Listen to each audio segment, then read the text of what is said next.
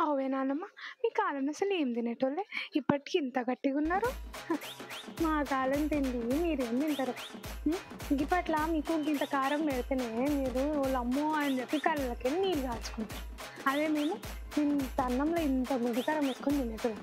అందుకే ఇప్పటికి ఇంకా గట్టిగున్నాం. మీరు మా కాలంకొచ్చేసరికి బెడ్ నొచ్చి కనీసం ఉండను కూడా ఉండదు. రోజు గుడ్డు కారం తినేటోళ్ళా? కొర్రలు, సామలు, సజ్జలు, దంపుడు బియ్యాలు గివి ఉంటుండే. గీ తెల్లన్నాలు, పిజ్జాలు గి ఏవి ఉండకపోతుండే. మేము సద్దన్నం తింటుండే. సద్దన్నము చాలా మంచిది బిడ్డ ఒంటికి. అచ్చా! మరి పండగలొస్తే ఏం చేసేటోళ్ళు? ఇక అప్పట్లో మేము ఎల్లమ్మ పూజలు చేస్తుండే. రాగి సంకట్లు, అంబలి రప్తుండే. అంబలి సలవ చేస్తుంది అన్నట్టు. ఆదివారాలు మరి ఏం స్పెషల్ ఉండకపోతుండేనా మీకు? జొన్న రొట్టెలు, నాటుకోడి పులుసులు ఇట్లాంటివన్నీ అనుకుంటున్నాం. చూసినారు కదా, మీరు కూడా మీ అమ్మమ్మ తాత లేదా నాన్నమ్మ తాత దగ్గర పోయి అడుగురు ఏం తినేటోళ్ళా అని. అప్పుడు మీకు కూడా ఒక మంచి క్లారిటీ వస్తుంది మీరు ఏం తినాలో అని చెప్పి.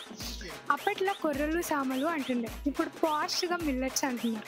అప్పట్లో సద్దన్నం అంటుండే, ఇప్పుడు పాష్గా ప్రోబయోటిక్ రైస్ అంటున్నారు. ప్రోడక్ట్ ఒకటే, మార్కెటింగే డిఫరెంట్. కాబట్టి మీరు కూడా కొంచెం అన్ని పక్కన పెట్టి మీరు తినే ఫుడ్ మీద కాన్సన్ట్రేట్ చేయండి.